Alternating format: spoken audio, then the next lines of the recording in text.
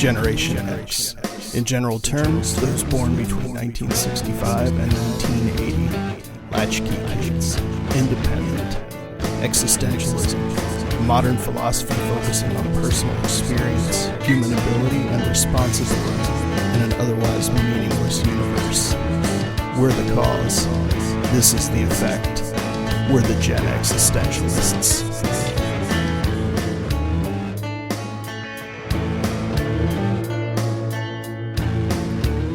Welcome in, my friends, to the Gen-X-istentialists podcast. My name is Scott. And I'm Bunny. And we are going to spin Mega Wheel the Magnificent. Everything here is extemporaneous. Whatever she gives us, as I hit the button to spin her, is what we will talk about from a distinctly and wonderfully wacky Gen X perspective. Sometimes just mixing in our various takes on geopolitics and a number of other things along with it. You ready, Bunny? Oh, yeah. What do you see as the pros and cons of believing in fate versus believing we control every aspect of our destiny? Now, could you repeat that real quick? Just the beginning part, I lost the beginning context. Sorry. What do you see as the pros and cons, Okay. of believing in fate versus believing we control every aspect of our destiny? Well, I don't think either one are absolutes. I don't think fate controls everything on the planet, and I certainly don't think we control everything in our purview. You know, what is it? They say that man makes plans and God laughs or whatever. Yes. So, yeah, the pros would be if you're an incredibly lazy, like stoner type, you can just live on the fate idea and just be like, yeah, you know, it's not really my fault. It just happened. Yeah, it's just the way the universe is, you know, that kind of thing. The pros of feeling like you have all the control is that you actually may get some motivation to go in a direction that you want to go. Yeah. You may get extra determination to stick things out when you would normally have given up. That can also be a con as well, because sometimes people just keep spin their head wheels. Against the wall. Yeah, they spin their wheels. So, yeah, I don't think either one of those is an absolute, and I think people that do think they're an absolute, it's kind of a trap. Yeah. I think you have to look at what we're talking about first, like fate versus self-control and self-determinism. Fate, if you take it from the traditional sense of you are fated and everything is predestined and preordained, that's kind of going to an extreme that doesn't have any real logical end. But if you look at fate as you were born in a certain place and you've got these genetic dispositions, you've got this body type, you've got this level of intelligence, you know, when you were born, these were the rolls of the dice that made your character sheet.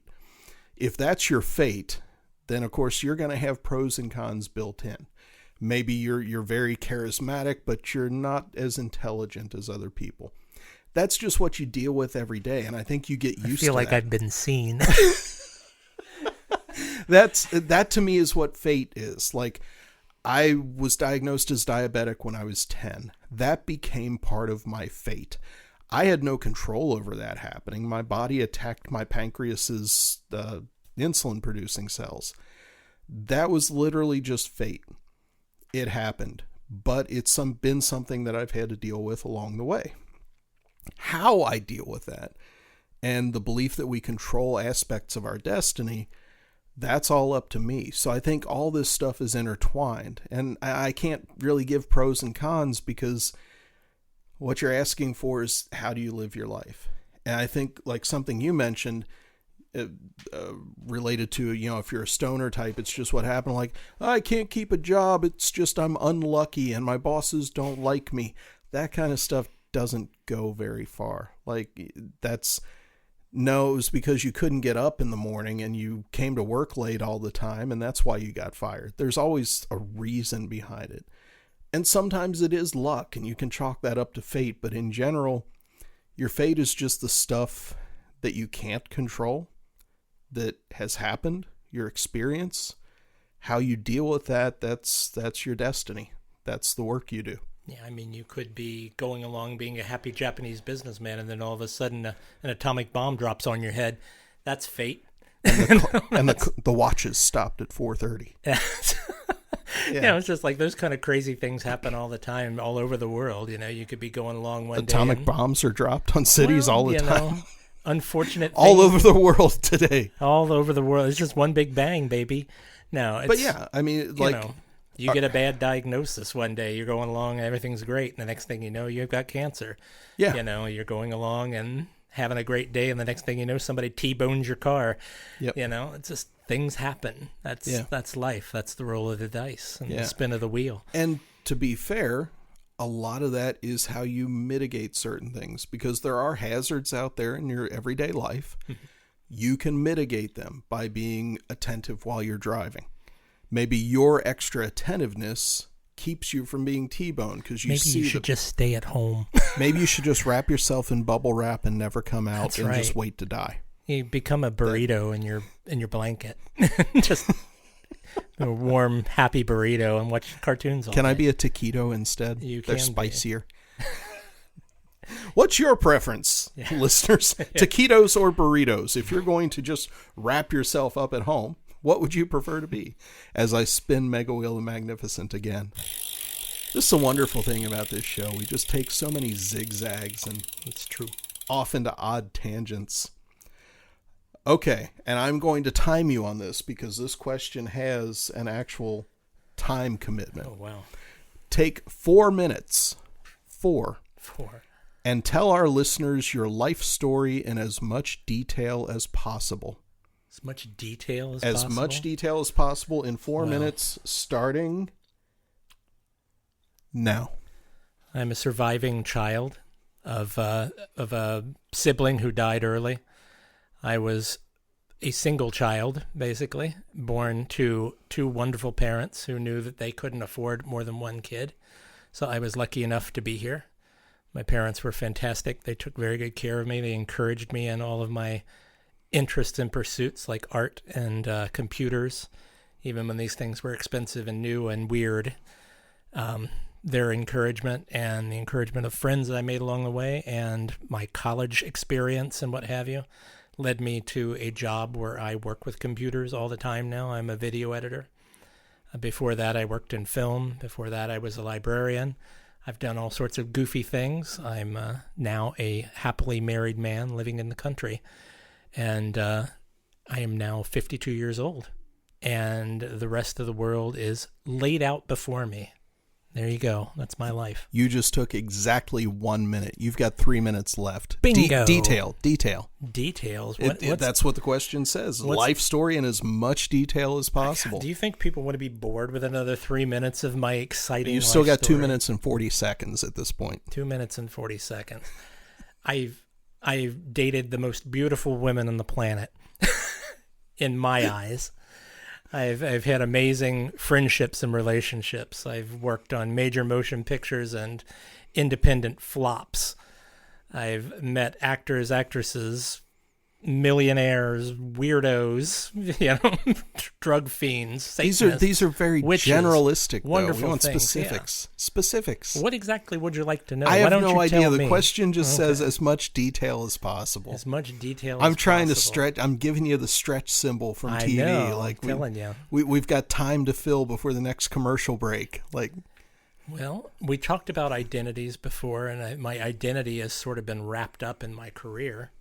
Is one of the things, and my career is changing right now, and it's kind of given me a little bit of a identity crisis, if you will. Like, oh no, am I no longer the film guy? Am I no longer the video guy? What's going to become of me? So your life story is taking a turn. It is taking a turn. Is it fate? Is it determinism? I don't know. I don't know, man. I'm just going to wrap myself up like a burrito and find out. Or a taquito. That's right.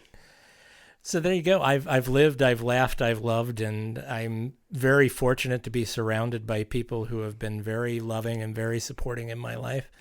And I had a good life.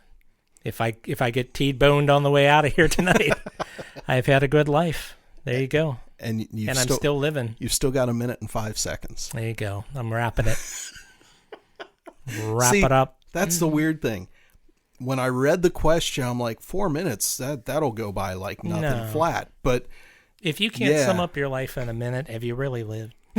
I mean, Do you really know who you are if you can't sum it up But in here's the thing. under a couple of minutes? We didn't get a lot of detail. Well, there's not. What's so exciting to know about me? I don't know. I'm just going based on the question, man. I'm trying to get the question answered. I can give you my blood type. I can give you my height and weight. I can give you my. I'm not going to do any better than you. All right. I'm going to be trying to stretch this too. So I will start now. My name is Scott Caife. I was born in 1973. I'm proudly Gen X. I am an only child to two wonderful parents. My mother was an insurance agent her entire working career. My dad was a mechanic, a maintenance person, a guy that worked with his hands, big into technology. He worked at the Cincinnati Enquirer as a technician. He was a forklift mechanic. He was a parts person, purchaser for a motor repair shop up until his retirement. I've learned a lot from both of them. I learned a lot about customer service and dealing with people from going to the insurance agency with my mom on Saturdays, because she would have to work like every other Saturday, and I would go there with her, and just hearing her answer the phone and how she spoke to people and how she helped people really guided me when I was in jobs where I had to do that. Watching the way my dad troubleshot things, the way he looked at stuff when it needed to be fixed, changed the way that I looked at things when I had a problem. I was very impatient, and I've slowly over my life come to pull that back and understood the balance and how taking your time makes things better. That when you rush, you usually rush into problems. It's better to stop and look and actually troubleshoot first and ask those questions. And so when I got older and I had jobs like where investigating was a key, that helped tremendously. Having watched my dad troubleshoot things like our cars and talk about stuff he did at work and how he did that, because any kind of investigation you do, whether it's troubleshooting a machine, investigating an incident, you're kind of going through the same process. You keep asking why. You keep asking the questions, why are things not working, and kind of chasing things down. As a kid, I was very emotional. It's part of the reason why I don't cry. I haven't cried in years. It's because I would cry at the drop of the hat as a little kid. And like in 3rd and 4th grade, when people start calling you names and stuff, I kind of shut it off. It's the same thing as why I don't remember my dreams. When I go to sleep at night, it's black. I don't remember anything that I dream because I had a nightmare when I was a little kid, about 5, and it scared me so much that I said, I never want to feel that again. And I don't remember my dreams, no matter what I do. I've played sports, enjoyed it, not very good at it. When I really found myself was when I started writing poetry, when I started playing music and writing songs, and those are still things I do today. I found my loves in that stuff. I am incredibly fortunate in that, my best friend is sitting across from me right here. We've known each other since 5th grade, and I know that's something not a lot of people have. So I feel very, very humbled by having our relationship and the relationship that we've got with the other point of my triangle, I guess, with Tim, who I've known since we were freshmen in high school. To have those long-standing friendships means the world to me. I've got a lot of long creative relationships. The 2 guys I'm in a band with right now, Dave and Tom, I've known since 2004, I think. And those mean the world to me because creative relationships are hard to maintain, and we each give and take very, very easily. I've got a good job. I'm a safety professional, and that it pulls a lot of stuff from different areas of my life, like being creative and writing, communicating, teaching, troubleshooting, and investigating. I sometimes feel like everything I did from the time I was a kid up until now, it was all leading me to the place where I'm at. And I'm a huge Star Wars fan. I can find a reference to Star Wars in everything around me. And my favorite bands are Iron Maiden, U2, Rush, Mastodon, Joy Formidable, Our Lady Peace, love Tony Levin, Adam Clayton, and Steve Harris. And my childhood crush was Alyssa Milano. How'd I do? Boom. Yeah, you nailed it. That was about 4 minutes. Yay! I guess that's how you're supposed to do it. I don't know. I just started rambling, man. And I probably gave away way too much. Now everybody can find me. Aha. That was kind of tiring. Yeah. That took a lot out of me. Where are we at in the show? Yeah, we still got plenty of time in the show. So, Uh-oh. So we're going to What did you guys sign up for this time, huh? Yeah, we're going to give Mega Wheel another spin and see what kind of stuff she gives us. If it's another 4-minute time limit thing, I'm just going to skip it. Okay. No, we've got the shortest question ever. It's 3 words with a question mark. Goldfish or Cheez-Its? Goldfish. Really? They're more fun. How? It's a fun shape. But they don't taste as good. They don't, but they're kind of universally fun. You know, would you rather have a cracker shaped like a fun animal, or would you rather just have a cracker? I'd rather just have the cracker. Okay. I don't know. I was always disappointed with Goldfish in that in the packaging, there's always that one turned the other way with the eyes and kind of like the movement swishes. But the actual crackers, none of them have. If the crackers came with stuff printed on them, that would be a radically different thing. Like the Japanese cookie shapes that have like the panda bear stamped on them and things like that. Okay. If they could do that to Goldfish and give them all different like emoji kind of faces, I would go all in on the Goldfish. Right. But I'm more of a Cheez-Its guy, especially the Cheez-It. What are they called? Snapped. They're a little bit bigger. They've got different flavorings on them. They're fantastic. All right. Yeah. See, so, I love me a pizza flavored Goldfish. I had no idea they were doing pizza flavored. I've never seen those. They probably haven't done it in decades, but this was an 80s thing, like a 70s and 80s thing. There was pizza flavored Goldfish or regular cheese flavored Goldfish. And there's something about the pizza seasoning on those Goldfish. Yeah. It's wonderful. Like, have you had the pizza Pringles? No. Oh, they're amazing. Tastes like a pepperoni pizza on a potato chip. That's just amazing. I just realized in my 4-minute life details thing, I didn't even mention my wife. I feel badly. I feel terribly about that because I had 2 or 3 seconds left at the end. I know. You talked about Steve Harris more than you talked about your wife. Yeah, oh my God. Damn. I suck. I'm a horrible husband. I'm a horrible person. Tracy, I'm sorry. I just had that sudden realization. I'm like, damn, curses. I had all that time in the world and I didn't talk about the one person in the world that's most important to me. Man. Oh, I suck. Sleeping on the couch. Yeah, I'm a horrible person. Damn it. Okay, we have given Mega Wheel Magnificent another spin. And the question is this. Sometimes we all want to indulge the desires of our inner child. What, Bunny, does your inner child crave? I'm going to tell you a dumb story. There are no dumb stories. I'm going to tell Not on this show. A very obscure story that's going to make you question who I am as someone you've known since 5th grade, you mentioned earlier. Okay. I need to play with a bag of pinto beans. This is how I'm going to indulge my inner child. Now, let me tell you a dumb story about my life.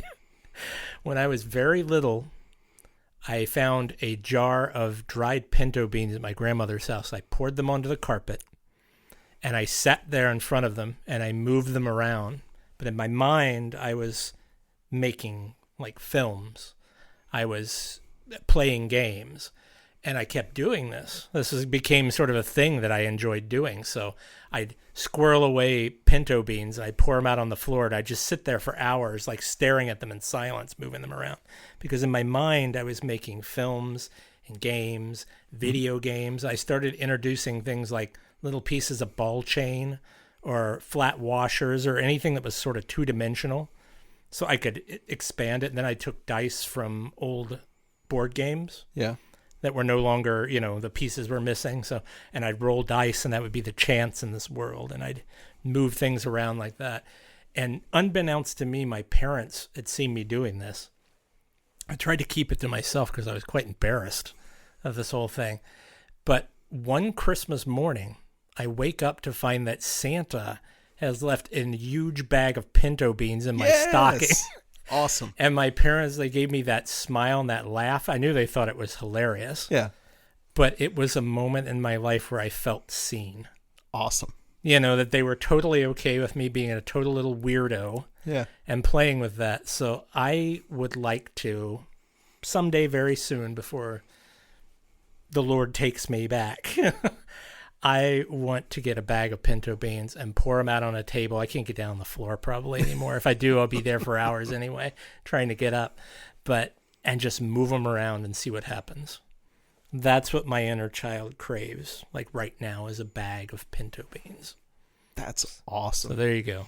Dumb story. And especially the Christmas aspect of your parents getting you a bag of pinto. That's fantastic. I knew they were having, they were just laughing it up. But it wasn't like a mean laugh, it wasn't that kind of like, oh, our kid's a dork, It was just sort of like, and I was actually really happy to receive a bag of pinto beans because I thought, this is really cool. Well, it was like they were in on it with you. Yeah. They understood. Yeah. Yeah. They got that it was just a weird creative kid doing weird creative things. Yeah. So. And in telling that story, as you were telling it, I'm thinking so many things like, this is you as an artist before you were an artist. This is you being a DM before you ever DM'd a game. Mm-hmm. This is you looking at how chance affects a field of play before you ever got into that. Like all the building blocks of like who I know you to be as you're telling that story. I'm like, yep. That makes sense. Yeah. It's interesting. One of the things I used to do, and this is kind of goofy, was I loved arcades. Mm-hmm. Even as a very, very young child, my parents went to a bowling alley that is long gone now. Cherokee Bowl. But it had arcade games in it. Mm-hmm. And I would play all these weird arcade games that were constantly being shuffled in and out. So I got a nice variety as a young child. Yeah. And when I couldn't play arcade games, sometimes I'd sit and I'd recreate these things with beans and dice. Yeah. And this was me playing Space Invaders or Dragon's Lair or God knows what, just moving things around and stuff. Yeah. There's a way to keep myself amused as an only child. Sure. For hours. So yeah. That's what my inner child craves. What does your inner child crave? Not goldfish cracker. No, it'd be Cheez-Its. I think what my inner child craves more than anything is innocence. I would love to not have so much stuff going on in the background of my head. I find it very seldom, if ever, that I'm able to quiet everything, that I'm not worried or anxious about something, that I'm not thinking about 15 different things and contingencies in the future. I would love to just have a little bit of peaceful time to just play. Like I'm me recreating scenes from the movie with my action figures and taking them in different directions and telling different stories with them. And that doesn't happen. It's hard to do like anything like that as an adult, I guess. The closest I get sometimes is if we're watching a really good TV show, like a really well-written TV show, every once in a while, I'll get lost for a little bit and forget that the world outside of the screen exists. Every once in a while when I'm reading a book, I'll forget that anything exists except for those words. Mm-hmm. But they're so few and far between, and I associate that so much with childhood when there wasn't so much other stuff. There wasn't the periphery that takes up so much of our time. So that's kind of what I would like to indulge or find a way to at some point. God, I just made myself sound like the most depressed motherfucker in the world, didn't I? You need a bag of beans. I need something. I need something. I mean, that's for sure. Isn't playing music some time where you turn your brain off and you don't think about anything but that moment? Like you know what? doing? It can be. Okay. And that's actually, yeah, very much so. Especially not so much when you're at first composing a new song, but once you get into a song, especially because the band I'm with, we play all originals. So there's a lot of composition and listening to each other and focusing as we're putting the songs together. But once you get the songs to a certain point, yeah, there are moments where you just close your eyes and suddenly the song's over and you realize that you didn't really think about anything in the last 2 minutes, but it was just perfect. And it was just you interacting with the other people in the band, playing the song. Sometimes there's no better feeling in the world than that. And it's a harsh snapback when the song ends and you open your eyes again. You're like, damn it. Why couldn't we have just kept going for a few more minutes? Like, you know, just keep playing the chorus because it just feels so good. But those moments, and especially if it happens on stage and you can carry a crowd with you through that, those are some of the most amazing moments in my life. And it hasn't happened very often, but when it does, it's always like, oh, that was good stuff. Good. Yeah. And on that note, we'll pull the ripcord and cast up the parachute on this episode of the show. Final thoughts? What color is your parachute? What color is your parachute? Do you remember having to read that crabby book? Is that a book? Oh my God. Look at that. He didn't remember that? Oh no, my gosh. what? You're a Gen Xer and you don't remember what color is your parachute? No. We will have to visit that at another episode. It's not a Judy Blume novel, no, is it? No. It's something that your school counselor or somebody would give you to read to help you figure out what you want to do in your life. Before you go to college or before you... never had that conversation with any of the counselors. Boy. All right. No. What color is your... Is this something I should actually read? No. Okay. We're way past the parachute at this point, kid. You're in free fall. Yeah.